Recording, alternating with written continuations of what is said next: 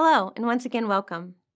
In this first lesson, we'll cover the fundamentals of SEO, get familiar with some of the basic terminology, and give you the tools to speak knowledgeably about SEO as an industry and a career choice, which we'll get into more in depth in the next lesson. SEO stands for Search Engine Optimization, which is the practice of improving a website's visibility in search. SEO fits into a larger digital marketing strategy and is more focused on obtaining free or organic traffic. Other digital marketing roles can work in close alignment with an SEO strategy. Other roles within the digital marketing umbrella include search engine marketing, which is the practice for bidding for paid advertisements in search engines, social media marketing, which can encompass both free and paid social advertising and engagement practices, content marketing, which focuses on writing content for blogs, newsletters, and more, public relations, which focuses on acquiring relationships and promoting newsworthy content, and other related roles. To fully succeed in SEO, you will need to have a good understanding of these disciplines, as well as the ability to work closely with other marketing roles for your mutual benefit. You will even discover many different schools of thought and specializations within the SEO industry itself.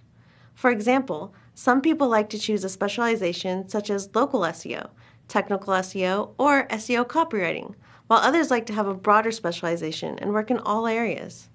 There is even contention among SEOs about white hat versus black hat versus gray hat. White hat SEOs follow search engine best practices laid out by Google and other search engines, while black hat SEOs tend to go against the grain and participate in what some might consider manipulative practices. Gray hats tend to be somewhere in the middle.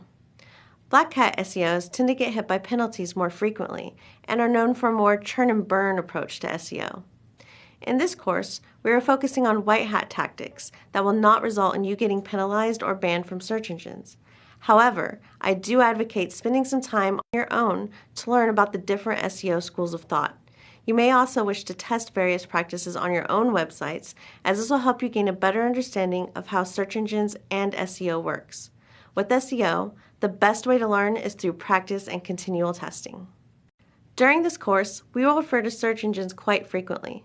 The major search engines are Google, Yahoo, and Bing, though there are lesser-known search engines.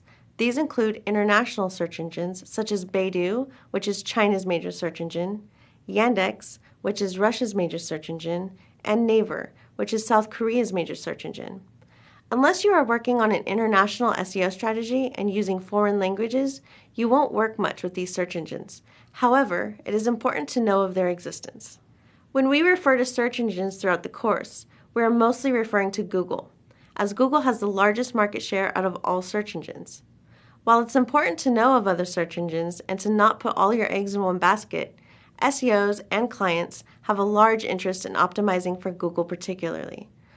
Some SEOs even joke that we are not search engine optimization experts, but Google optimization experts.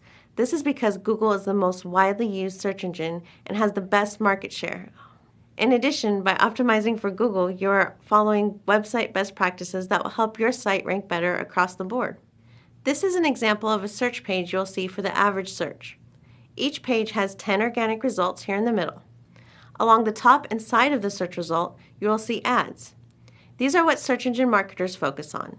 These ads bid on queries or keywords similar to what we optimize for in SEO, so their ad will show up preferably on the first page of search. When we talk about SEO and some of the changes that Google makes, it is important to remember that Google is a for-profit enterprise, and these ads are how they make a great deal of their profits. Like search engine marketers, SEOs want their website to show on the first page as well. However, we focus on the organic listings. Our goal is to get our or our client's website to show as high as possible for relevant keywords within these organic results. It is important to note how clicks on a result and visits to a website are dramatically affected by the position of the result. Studies have shown that a little over 71% of all traffic to a website is visits from the first page of results. Users are more likely to simply refine their search query rather than continue on to the second page of search results. In fact, these first 5 results in the organic listings bring the highest percentage of traffic, accounting for approximately 68% of clicks to a website. Boosting a website just a few positions in search can boost a website's traffic significantly. Alternatively, it's important to make sure your site is healthy and well optimized so you don't lose positions or traffic. The trick, however, is to make sure you are optimizing for the right keywords that are most likely to lead to an engaged visitor who converts. This will fall into keyword psychology and research, which we will cover in upcoming chapters.